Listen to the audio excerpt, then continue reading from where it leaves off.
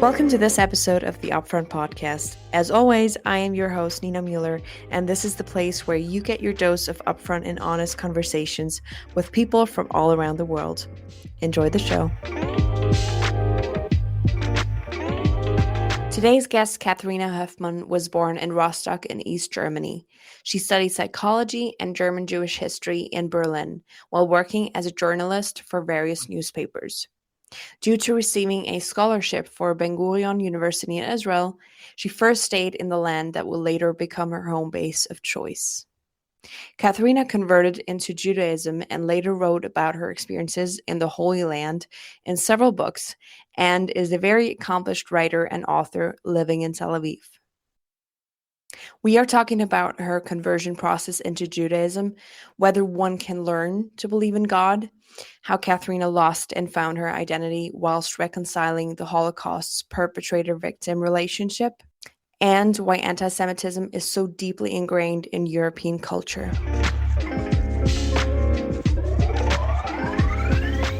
Hi, Katharina. How are you doing? I'm good. I'm fine. How are you? Perfect. Thank you so much. It's a real pleasure to have you here on this week's episode. So you have quite the story to tell about your personal life, and then which also transferred, I guess, into your career as an author. When you first thought about moving to Israel, what was that like for you as a former non-Jew? First of all, I like the phrase "former non-Jew." It's very, very cute. So yeah, as you mentioned, there is a very strong connection to my personal life in the terms of the reasons why I moved to Israel, which is that in 2005 I met an Israeli in India, an Israeli man, and fell in love, and we lived for a while in Berlin, and it was kind of always an idea maybe to move at some point to Israel. So I would say that was probably the first motivation and reason. But then also at some point I managed to get a really, really amazing and renowned scholarship, which was called the Foreign Correspondence Program from a German, it's a German program basically. And basically when I had that and I knew that I'm going to be covered for the first year at least, we kind of decided to move to Israel together. Oh, that's fascinating. Yeah, it was very scary, to be honest, but I think it was less scary than it should have been. I was less afraid of it than I should have, considering how hard it was actually to live here in the first years. So you actually moved, first of all, you moved before you had converted? Right. Did you move before? Okay. Yeah, because I hear a lot that people who make Aliyah, who were born as Jews, they even find it very difficult. So I can only imagine an extra layer of burdens. So you eventually converted after you had met your partner, right? What was that like for you? What made you do that step? What made you consider even converting? Was it really out of love for your partner, for the country? What motivated you to do that? This podcast is in English, and the books that I write are in German. So I don't know if this will reach the right people, but I can just say that luckily I wrote a whole book about this, more or less. I published a novel last year with the name Aleph, and there's a lot of this story inside this story of Aleph and inside of these characters. So just whoever speaks German, I guess that's a nice way to read about it. But also to answer your question, the first motivation for it was obviously that I had a Jewish partner who basically said to me right from the start, like literally when I met him back then in India, I think on the second or third night, I love you, you're the woman of my life, but you need to convert to Judaism because at some point I want to have children with you and I need to be Jewish. Now, I was 21 at that point, and I could not have been further away from having children and all that jazz. But I think I understood that this is basically the main condition to be with that man, which, in a way was very stressful. And and it stayed, like, it continued being stressful because, as everyone knows, who somehow is familiar with this topic, it is very, very difficult to convert to Judaism. It's a religion that doesn't do missionary work. They're not really interested in anyone converting. And so they're making it, I would say, particularly hard, especially when you have to convert in an Orthodox way so that you would be recognized in Israel. Right. So I think the whole process probably took me like 7 years, but I have to say that I started and quit twice because I think it took me a long time. I was born in East Germany, so I wasn't Christian or anything. I had no religion. And was that a thing for East Germans? Right, like East Germany was basically socialism, and there were people that were Christians, I guess, and there were also Jewish East Germans, but the majority was not religious, and the majority, like me, wasn't baptized or anything, so there was no connection for me to religion in any way. And so when I started thinking about converting to Judaism, I thought that I will just have to learn everything by heart, and then at some point I'll have this like exam at the end, and that's it. And I think it took me probably like 3-4 years, which sounds kind of stupid now, but it took me 3-4 years to understand, oh, if I do that, I kind of should believe in God. Like that's kind of the basic for all this.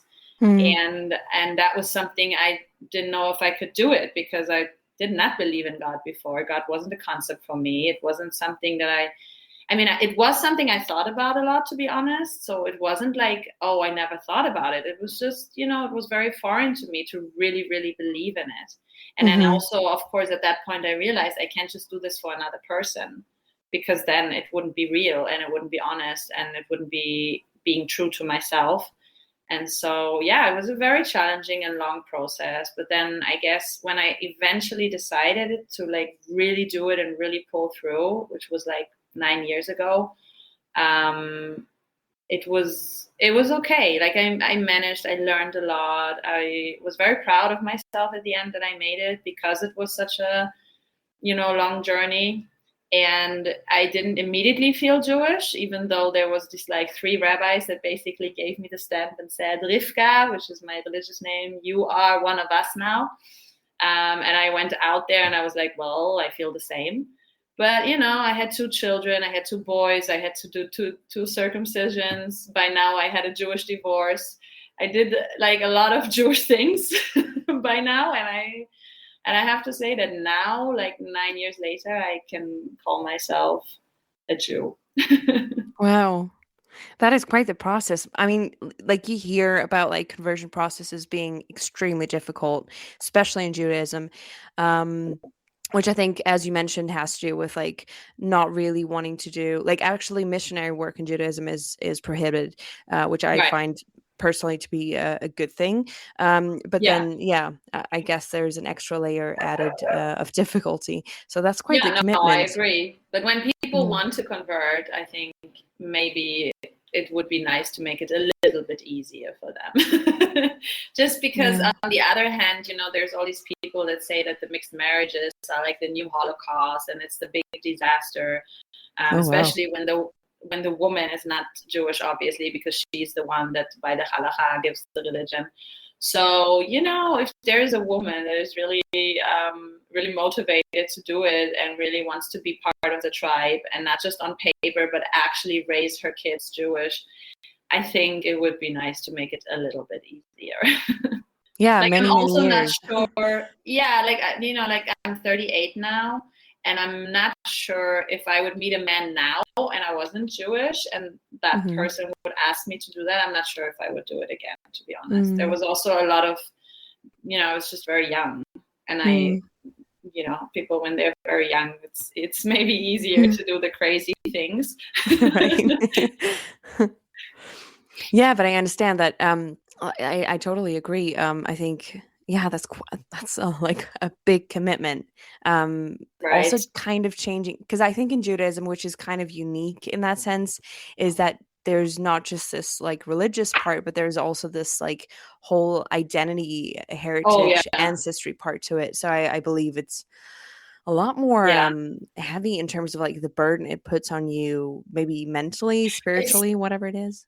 Yeah, I find it's so interesting that you would say that, because I just did a book tour in Germany now, like in April, I think, with Aleph, with my latest novel, and there were so many questions about it, because the main character in the book, Maya, is basically also converting to Judaism, and it's so interesting to discuss it with people, because, you know, people ask you, like, how can you believe in God if you never believed in God before? Like, how do you manage to do that? And I always tell them, yeah, you know, it's like a muscle that you train, and it's like loving, you know, like you also kind of, like, you might have the initial ability to love, but there is a lot of, you know, things you have to learn about it. And the identity aspect, it's so interesting, because, as you said, it's not just about, you know, keeping a kosher kitchen or whatever. It's really an identity thing. And I obviously, as a convert, don't have the ancestry part,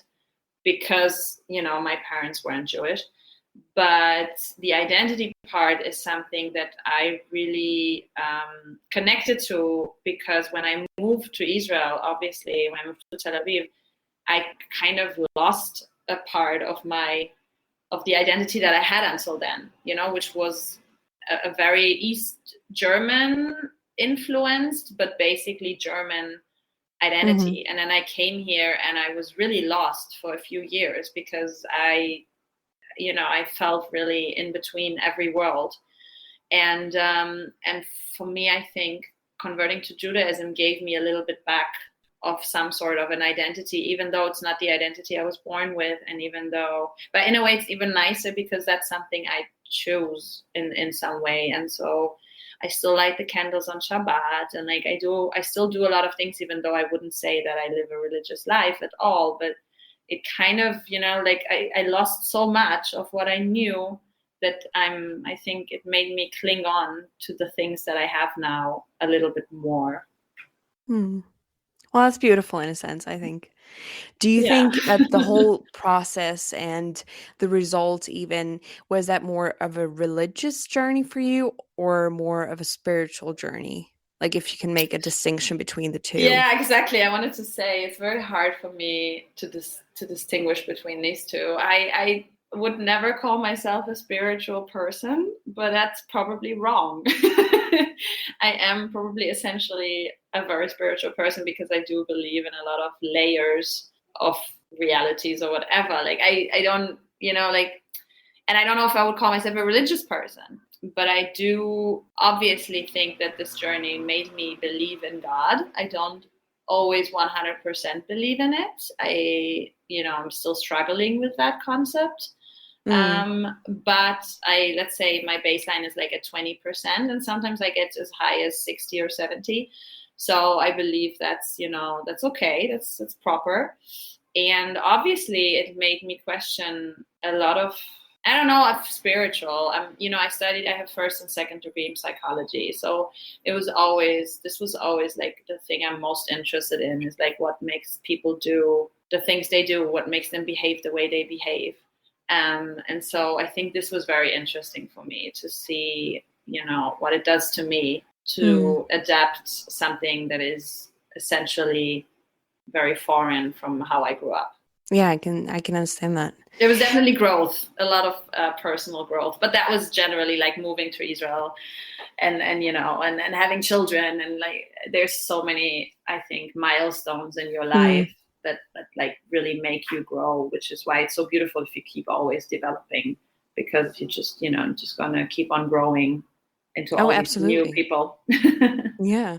I think also age has to do with it. Like between 20 and 30, you change a lot. And well, some people do, Thank not God. all of them. But yeah, exactly. You kind of grow into yourself, I guess. Yeah. Oh yeah. No, I feel that so much. I think for me, having children was also really like a major change. Like I wouldn't be where I am today without this change. Even like the fact that I published by now 12 books, but it took me, and I was very successful before. Like I published crime novels, I published fiction, nonfiction. My first book, Guten Morgen Tel Aviv, which was like a column in a German newspaper. Like, it was all good. It was all like pretty successful and this and that. And then And then I had 2 kids, and I got to a point where I was like, okay, what am I going to do now with my writing? Like, where is this going? And it took me like a few years, but I wrote Aleph, which was like the first,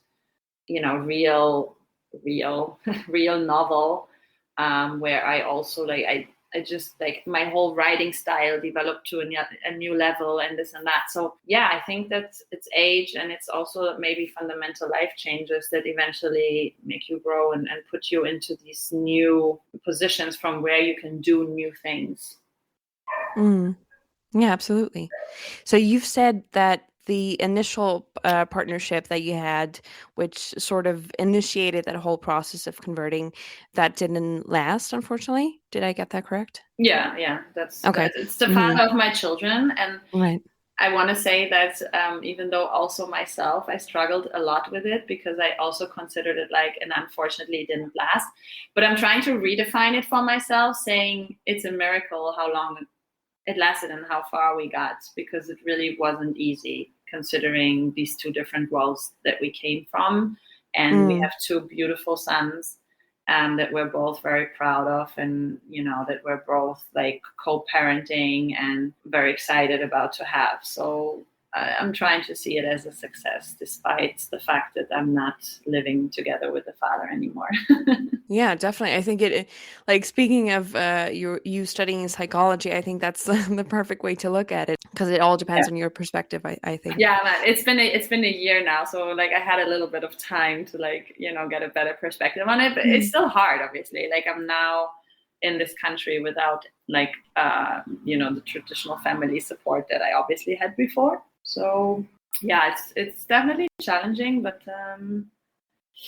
as we say in Hebrew, and malasot, there's nothing that you can do. These things happen.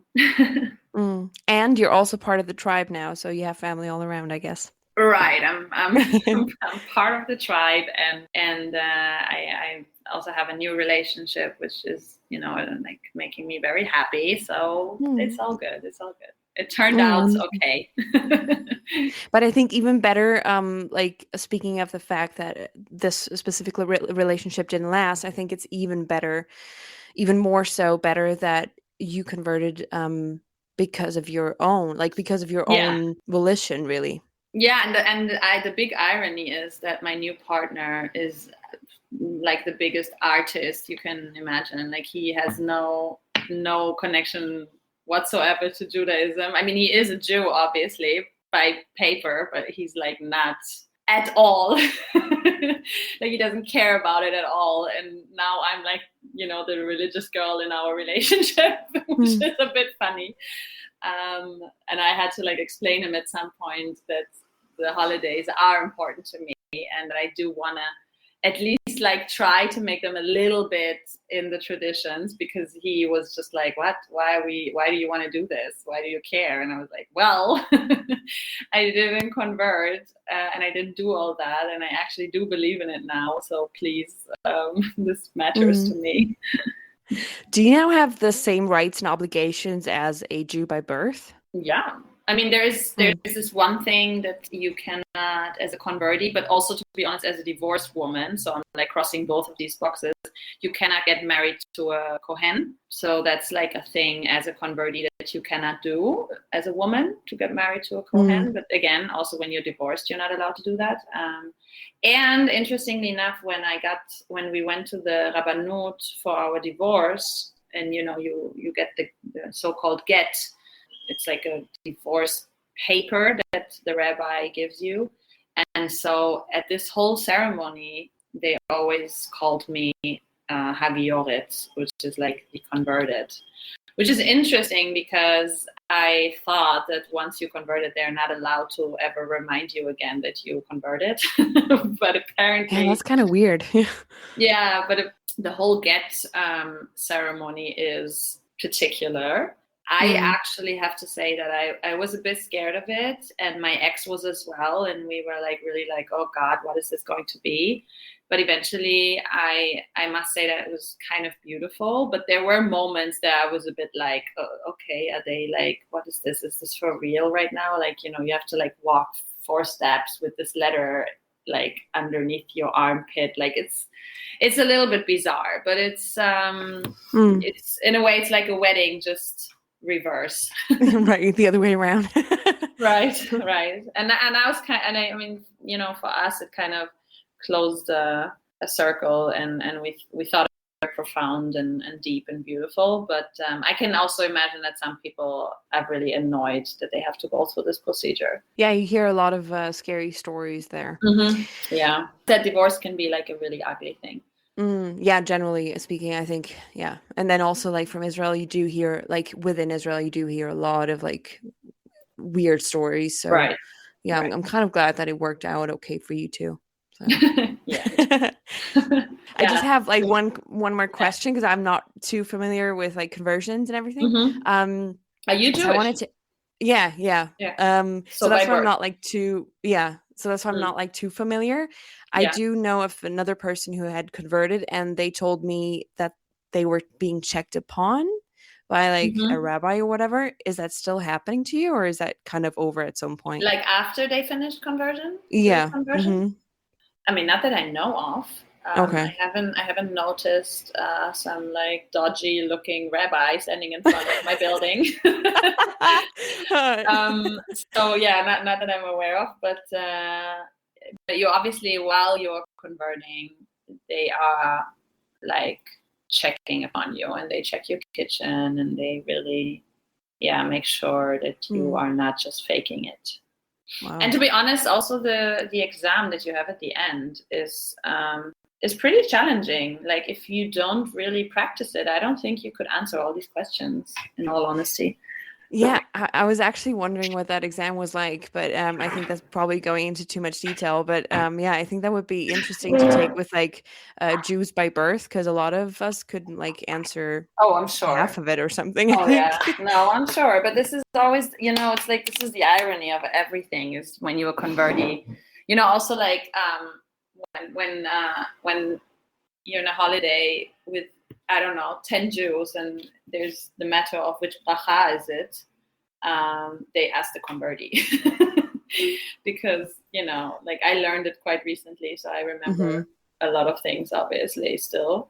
But it's a tough exam. It's a really tough exam. They have tough questions. Not everybody also passes the exam at the first try. So that's what I said. Like they're making it definitely very hard and challenging, even for people that are committed and that want to be, like a part and have like a Jewish family and so on. So that, I think that's something that maybe Israel could reform a little bit, especially since, if you consider there's so many people in Israel that have a right for like to make an aliyah to Israel, but they are still halachic, not Jewish, especially like from the ex-Soviet Union countries. And so they live in this country, they have to serve in the military, they have Israeli passports. Some of them are born here, but because their mother is not Jewish, but only their father or like paternal grandfather or whatever, they cannot get married in this country, for example. I mean, this is a few 100,000 people that are affected by this. And right. So I think that's something we don't talk about enough, because, it's not just that they can't get married here. If they die, they put them on like specific special like cemeteries. Like, there's a lot of things that come with it that seem a little bit disrespectful, especially if there's someone that wants to be a part of Judaism, but also already lives here and like, has already the passport and serves in the army and all those things. Like they're much closer to it than I was when I came, and yet also they are basically, not considered Jews. And it also for them, it's not easy. It's not like a walk in the park to convert. So quickly, for our listeners who are not Jewish or have no like sort of affiliation with like Judaism or whatever you want to call it, the thing is, the law of return in Israel is the law where Jews from all over the world can actually immigrate into Israel, become Israeli citizens, and have the right to vote and all the obligations that come with it. And then they had to actually extend that law of return due to the Holocaust, because even like people were persecuted in the Holocaust who were not religiously regarded as Jews, but who had a paternal grandfather who was Jewish, and they can make Aliyah. But then that was what Katharina was speaking of, which is, kind of shocking. I didn't know that about paternal Jewish side, that you can't get buried on a normal cemetery. Oh yeah, you're not considered Jews. And in Israel, all those things, all the family, like birth, death, marriage is managed by the Rabbanut. Or if you are Christian, it's managed by those authorities. And if you're Muslim, it's managed by those authorities. But if you don't fall in any of that category, you cannot marry because there's no civil wedding. And you can, you're not going to go on a Christian cemetery, you're not going to go on a Muslim cemetery, so there needs to be an extra cemetery. It's odd, and that's one of the odd things about Israel, which I always try to explain to people, that Israel is the most modern country, and at the same time it's a country that sometimes you think is still backwards. Yeah, still happening, hundreds of years ago. So it's a big paradox about this beautiful land of ours that we live in.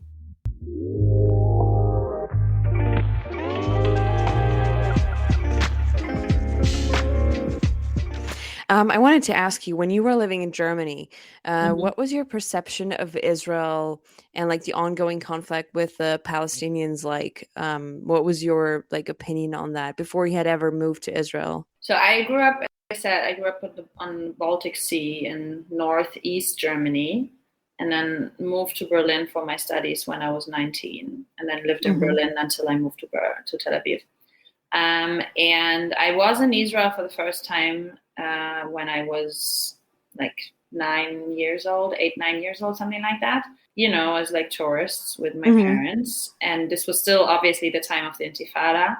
And I remember going to the Kotel and Western Wall. So I remember obviously there was a lot of soldiers and a lot of machine guns and so on. And so that was, I think, my first contact with it. But I can't say that I had a particularly strong opinion about it, just because, where I went to school, and that's one of the big criticisms I always have for Germany. And I think, but it's also due to the fact that it was East Germany, because you have to understand, East Germany after the Second World War, they basically, on the contrary to Western Germany, they did kick out a lot of ex-Nazis from the important positions, while in the western part of Germany, ex-Nazis could be judges or CEO of Coca-Cola or whatever. In East Germany, they really did a kind of cut, and they really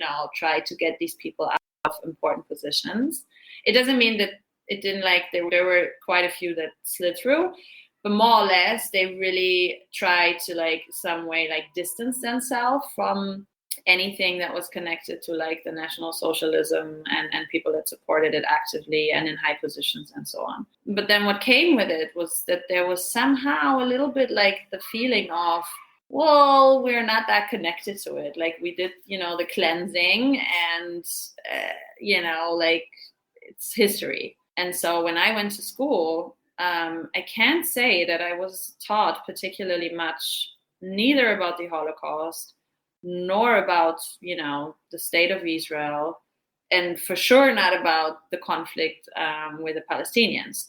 So I kind of had to do a lot of work myself. I was very interested in the Holocaust from a quite young age. I think I was 12, and I started going to the library and taking out all these books about the Holocaust, because it was so fascinating to me, fascinating in obviously a bad way, what happened there, and how my people could do something so horrific. That was something I understood in a very early age.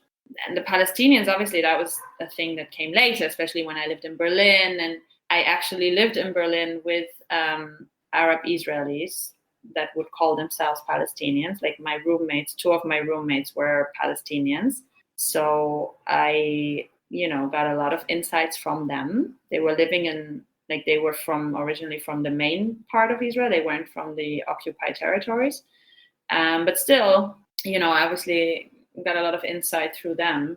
And then moving here made a whole nother, gave it a whole nother layer, because I worked as a journalist. I published my first book, Guten Morgen Tel Aviv, 1 year after I came here. And I did a lot of readings for this book in Germany, in Austria, and Switzerland. And I think this book, like every second, third reading, somebody asked me, how do you feel about the settlements? Or like, how do you feel about the conflict? And this was a bit ironic, because the book I wrote, Guten Morgen Tel Aviv, is basically like little funny stories about like living in Israel as a German.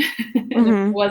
It was anything but political. And so I would always say, well, I obviously have a personal opinion about the occupation and the settlements and all that, but it's really not what I wrote about. I wrote about life, and I wrote about the people, and I wrote about, the feelings and the emotions of that. Yeah, so but I understood that obviously it's a very, very, very tricky topic, and it's very thin ice. And as a German, now I'm an Israeli already for a few years as well, but as a German, I never really dared to have such a big opinion about it. Now that I consider myself really also an Israeli, I obviously do.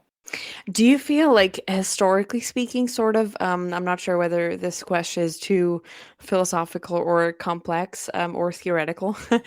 Do you feel like your identity, sort of like your personal identity as a human being, sort of has changed? Like, from the background of being German and the history with the Holocaust and everything, and then now being a Jew and an Israeli, how do you feel? Like, how do you sort of identify? How do you kind of categorize your feelings, maybe, into the different parts of your identity now? I mean, I would say for a few years it was very confusing. And I felt very lost, and I felt like I had lost my roots and was, a comet flying through space. Obviously, now it's a bit clearer to me. And yet, this was, by the way, I told you I just did like a book tour in April, and there was this one woman in a reading in Halle, I think. Halle is like an East German city. And she asked me, you're a Jew now, and you're Jew for a few years, and you're an Israeli citizen as well, and you live in Israel now for like 12, 13 years. When you think of the Holocaust, do you see yourself on the side of the victims, or on the side of the ones that did it? And I thought it was such an interesting question. And I immediately said to her, no, I'm obviously on the side of the people that did it. Just, I mean, not on their side in the sense that I'm in favor of them. Just, that's, yeah, of course, that's my, I know, when I said it, but no, but obviously that's my history, is that my ancestors were the ones that, committed this crime.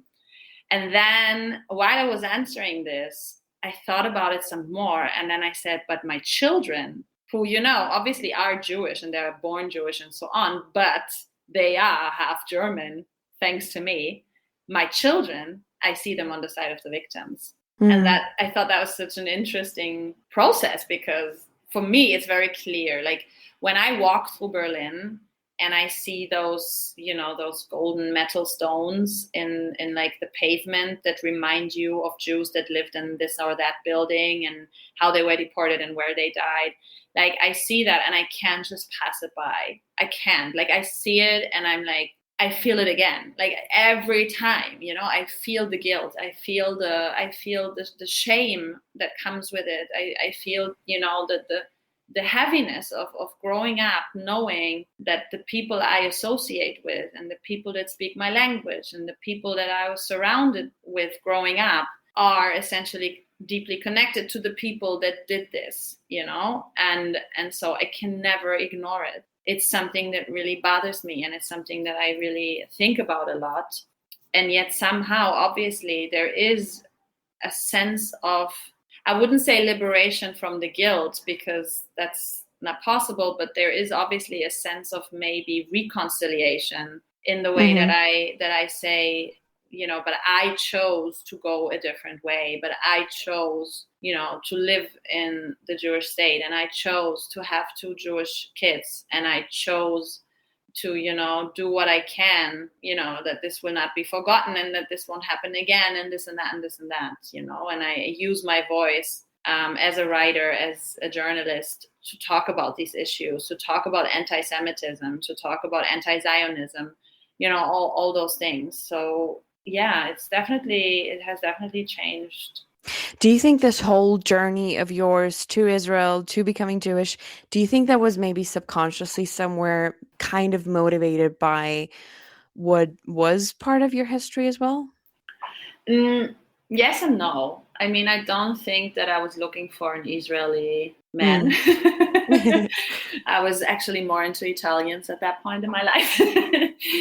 I know people that came to Israel already when they went to school in Germany, and they came in one of these school exchange programs, and they really fell in love with the country. And then they were looking, for an Israeli man because they were so into it and all that. So that was not my story. I had, besides being here once when I was like 9, I had no connection to Israel, besides my roommates. But even that didn't make me go like, oh, I want to go to Israel and visit your Arab village. Like, it didn't really matter that much to me, besides, obviously the historic and the responsibility point and so on.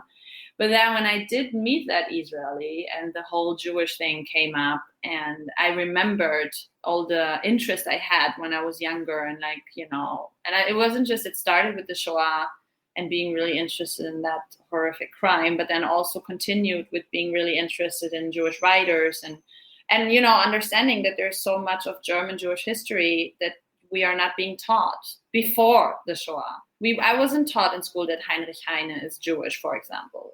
And I was taught a lot about Heinrich Heine. No one ever mentioned that he was Jewish, And so I think I did learn a lot about that as well, about the German Jewish history before the Holocaust and how intertwined, these two were, and how enriching, this was for like Germany, obviously. And so when I met him, it was there was a moment where I was like, maybe after all this makes sense.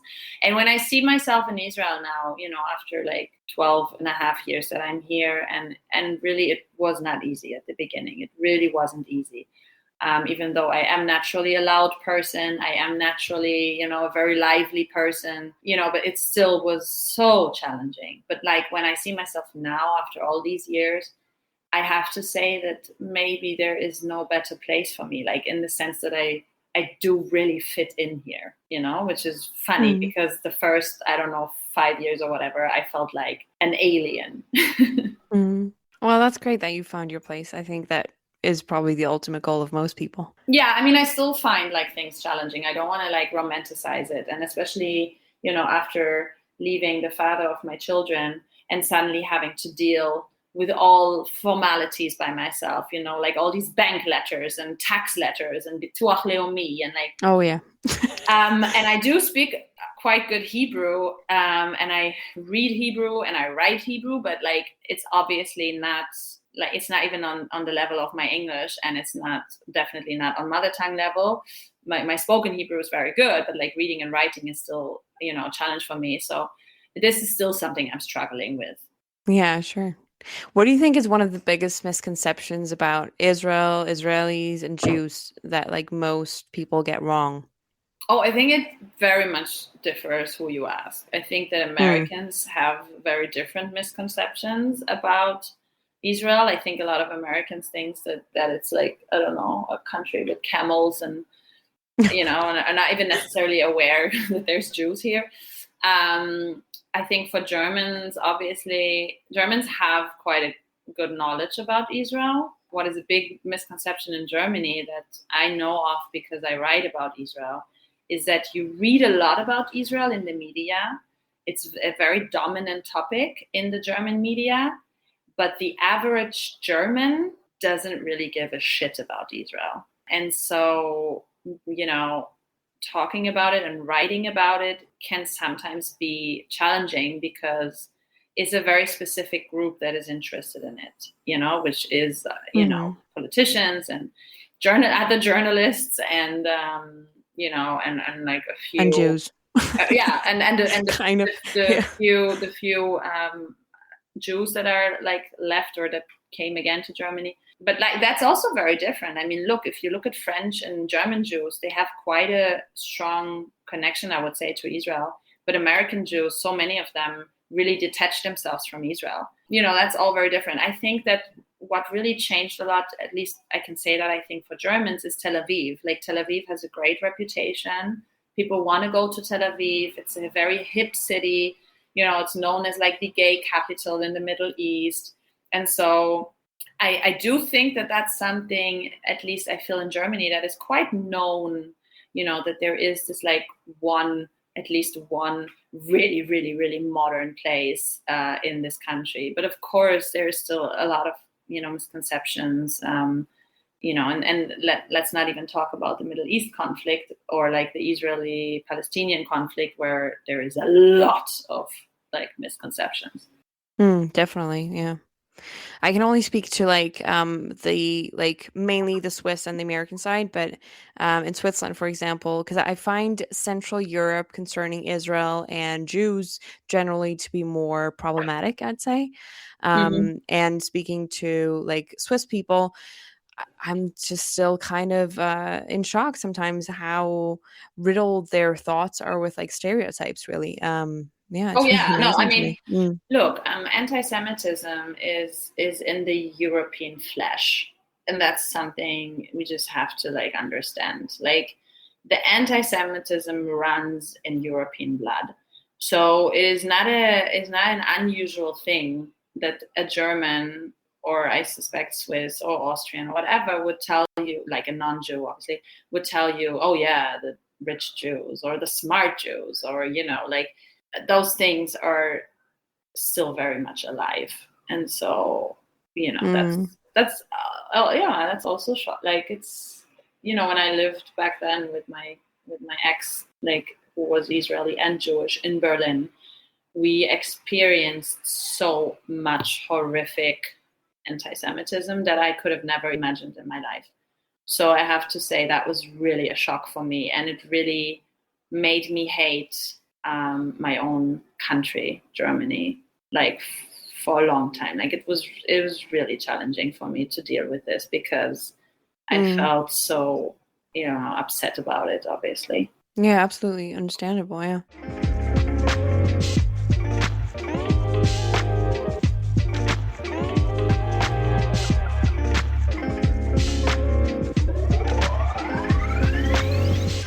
Quickly circling back to your kids, I just thought of an interesting angle Oh, with your psychology background.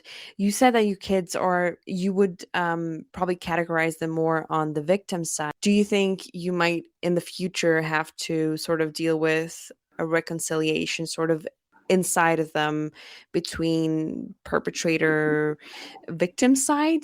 well, I thought about that a lot. I mean, Mm-hmm. my older son is 8, and he's basically a walking question mark. Like he asks so many questions, and I did speak to him about the Shoah in a very light, kid-friendly version. Mm-hmm. But the thing is, they're both born Tel Avivis. They know Germany very well. Obviously, we travel a lot to Germany. They have grandparents in Germany.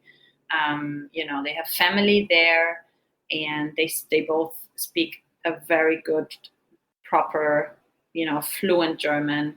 And so they are familiar, I would say, with some level of Germanness, if that's a word, but they are essentially Israelis.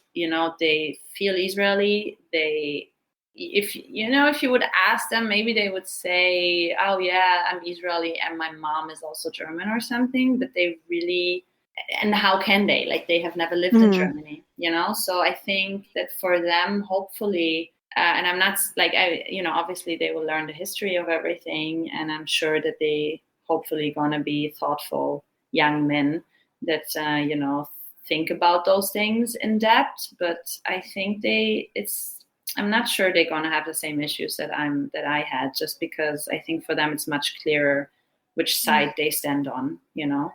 Yeah, and I think it might also help as well that they're another generation on top. Like it sort of has Right. passed longer even than for Right. us. Yeah, that as well. I mean, look, all the survivors are slowly passing away, and soon. We're not going to have any first-hand witnesses anymore of the Shoah, and that's going to change how we do the memory work.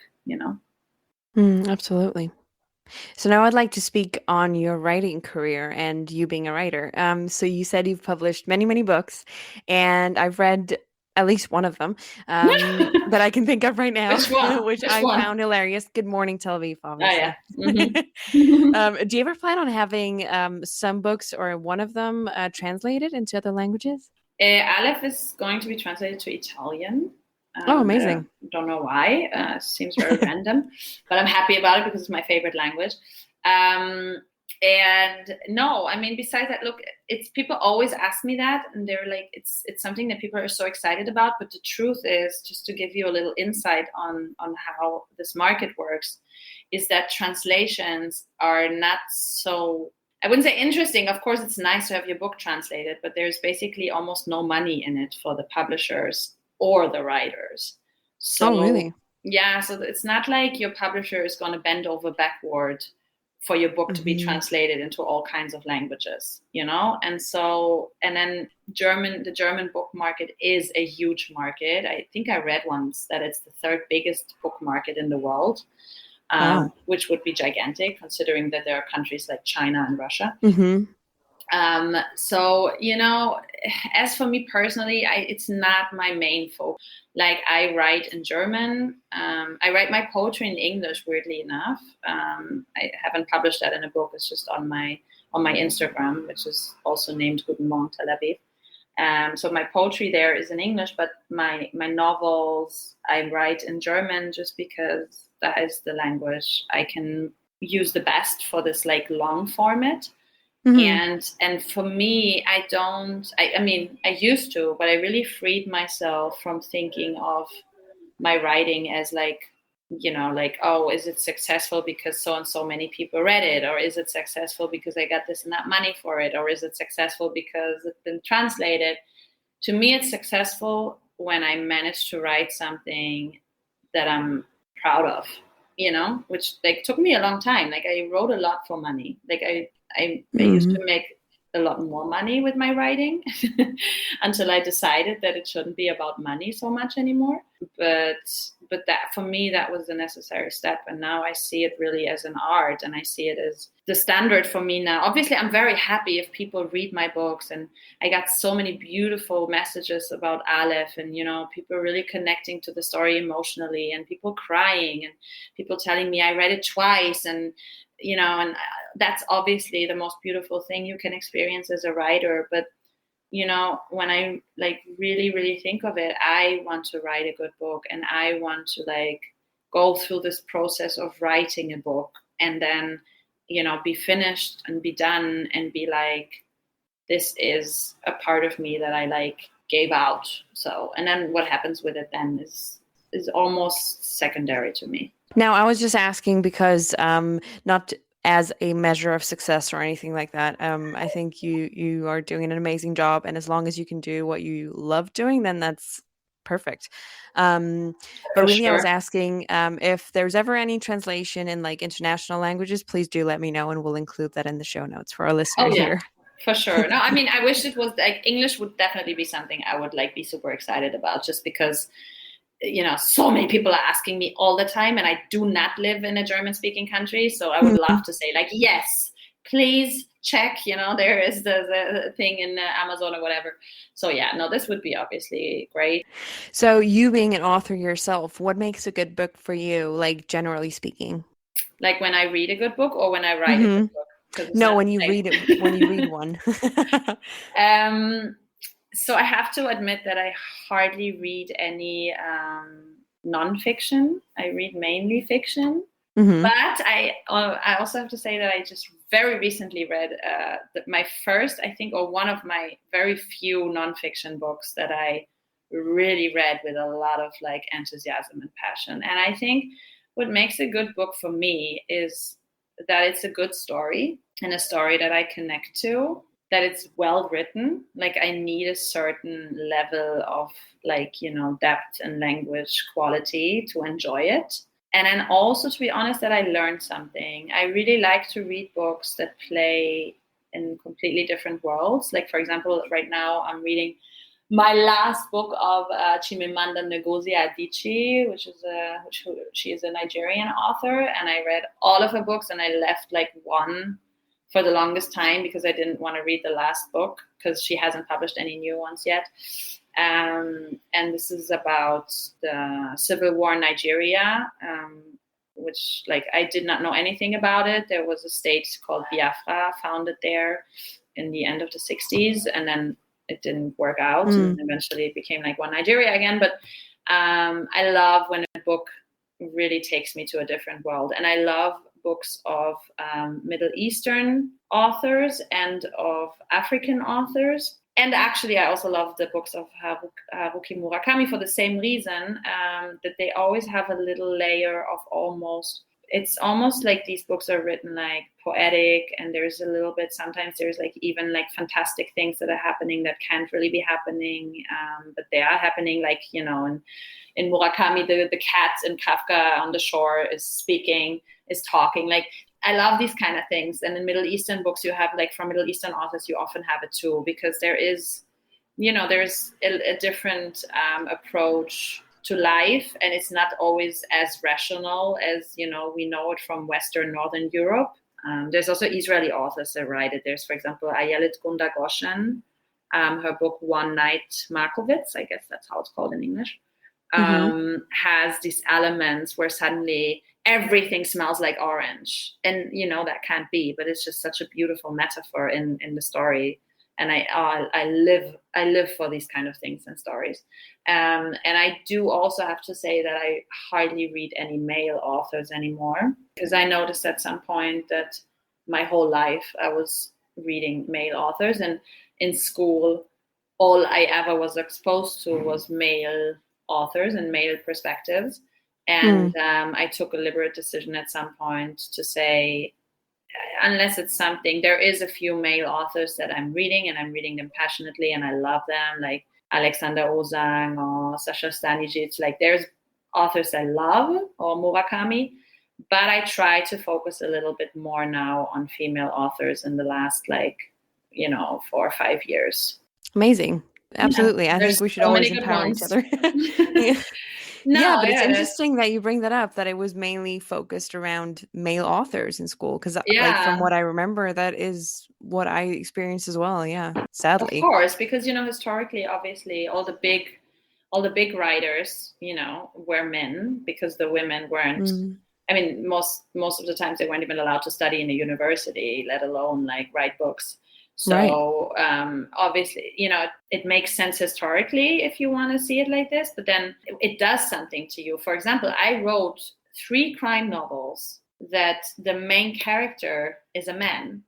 And I remember at some point somebody interviewed me about it and said to me, "Why is your main character a man?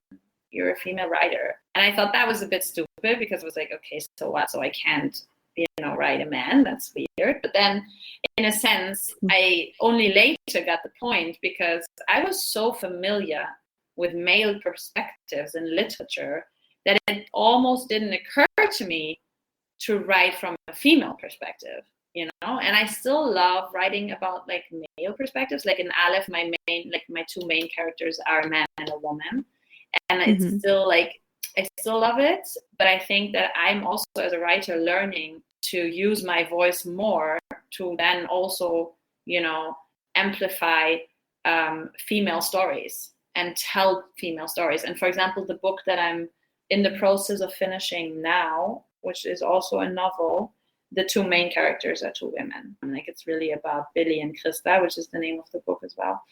And it's nice, like, you're like developing with this, and feminism is definitely, also something that has developed a lot again in the last few years. Like, it had already developed, of course, before, but thanks to the whole Me Too situation, I feel like we made another big jump in that area.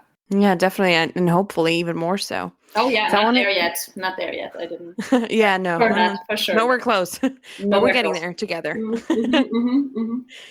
So some authors do have like a set schedule, So because of we were just speaking of male authors, I'm going to leave out male names, but because they're omnipresent, so we're going Right. to skip that for today.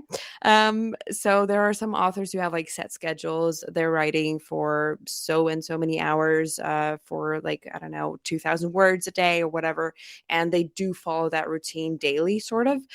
Do you have a specific format that you stick to in your writing? I used to do that when Mm-hmm. I used to write crime novels, and then I also published two. It's called chick lits, which is like chick Mm-hmm. flicks, but in literature.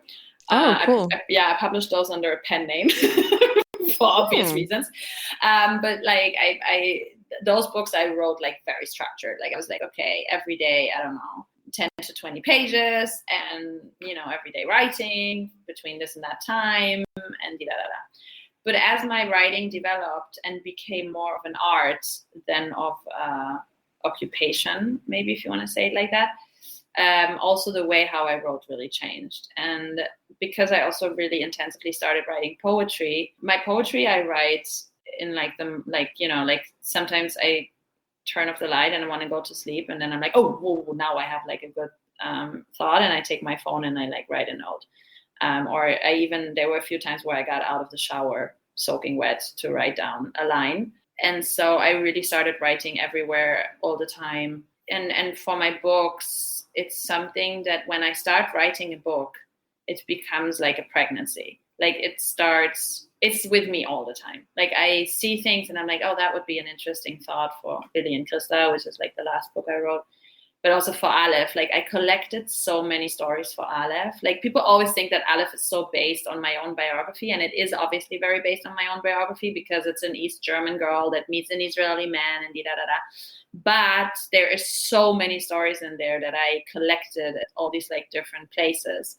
So in a way I'm writing all the time, but then obviously you have to at some point sit down and actually write. And I still love to do that in the morning hours. It's my best writing time because I'm the like sharpest at those hours. But I have also written in the evening. I have sometimes written like in the middle of the day. Like I became a lot more flexible with that. Hmm. Like for example in Aleph, I wanted at some point, because Aleph, a very small part of it plays in Iraq in the time after the Second World War, the Jews in Iraq before they all emigrated to Israel. And so I wanted to have like the Jewish Iraqi mother, I wanted her to sing an Iraqi Arabic lullaby, because those Jews essentially spoke Arabic. They didn't speak Hebrew. They spoke Arabic, and they thought in Arabic, and they lived and felt in Arabic. And for the longest time, I was looking for a lullaby that fits this, and I couldn't find anything. Like I found Lebanese and I found Moroccan, but I didn't find like an Iraqi lullaby. And so I decided to write one myself. Now the Arabic language is very like, in German we say flowery. That's not, you couldn't say it in like this in English, but it's very colorful and it's very like poetic. And so I started reading all this like Arabic poetry to get into the groove of it and to get into the vibe. And then I wrote this lullaby, and essentially when, like we edited the book, my editor said, oh, Katharina, you still need to give me the source for the Arabic lullaby. And I said to her, well, I'm the source. And she's like, what do you mean? And I'm like, yeah, I wrote that lullaby. And she's like, what? No, that can't be. It's like, it's exactly like, it sounds like any Arabic poetry I have ever read. And I was like, oh, that's the best compliment. But like, yeah, like, I really do experiments now. I don't just write books. I really do experiments. I try out different things. And in my new book, I have chapters that are like 16, 17 pages. And then suddenly there's one chapter that is just a sentence. I'm less in a box now. I used to be a writer in a box, and now I think I'm a writer in an ocean or something. What would you recommend for aspiring writers and authors? Yeah, funny enough, this is a question I get asked a lot. And I did on my Instagram, I did a little how-to. So whoever like wants to watch that, I think it's in my like highlights, and I made a whole video where I'm like talking about how to write and what's important and what's like the basics of it and so on in English. So, but I think if I had to sum it up, I think writing is the most important thing. Like, just write. Don't be afraid to write. Just write a lot, and you will write a lot of shit. And there will be a lot of things that you're embarrassed of, and you're gonna be like, oh God, this is really, if I read my poems now that I wrote when I was 15, I'm like dying from the inside. But I started writing very, very early on. Like I wrote my first short story to a Michael Jackson song I couldn't understand when I was 10 years old. And so writing was what I always did. So I think you really need to write a lot to become a good writer. I don't necessarily know if you can learn it in a traditional school. There is obviously those, creative writing programs, and obviously it can help. Anything is helping, but I really think you need to write in order to be a writer. And the second thing that I always tell people is dare. Don't be afraid. Like whatever you don't want to say in your writing is the first thing you need to write down. And that's obviously painful. And, especially when you write like me, like I used to be the writer that is writing completely fictional. And then I realized that I'm much better when I write about things that are really deeply connected to me. But it also has the effect, obviously, that sometimes you write about things that don't just affect you. They also affect other people in your life. And so this is very scary because, you don't know how those people are going to react to it. And you don't know if you're going to hurt their feelings maybe, or if they're going to feel like you misrepresented them. But you cannot be afraid of that. But most importantly, you cannot be afraid of your own judgment. Like you need to be able to write freely without judging yourself, without being like, am I allowed to say that? Am I allowed to think that? And then write it down. Like, you have to just, get over yourself and write the things that, that hurt you the most. Well, we'll definitely have all of your social media channels linked in the show notes. And after I managed to mention them 1,000 times. You're like, yeah, okay, I'm putting it in. No, definitely. No, we always do that. So people have a face to the story and everything. I think that's also always interesting to see. Right. So yeah, we'll have everything linked in the show notes, and also we'll have the book titles in the show notes for those of you wanting to learn German and then read Katharina's books, or for those of you who already read German or eventually for the Italian version. We'll have everything linked in the English poetry that I so successfully also mentioned to slide in as oh right, yeah, definitely. I do that too. we'll have that link too. Absolutely. So thank you very much for doing this, Katharina. It was a real pleasure. Well, thank you for talking to me, giving me the opportunity of telling my story. I really appreciate it. Of course. Thank you so much. Thanks for listening to this episode of the Upfront Podcast. Please do consider subscribing wherever you are listening right now, so you won't miss out on any new episodes. You can also follow us on Instagram and on Facebook at The Upfront Podcast and join in the conversation.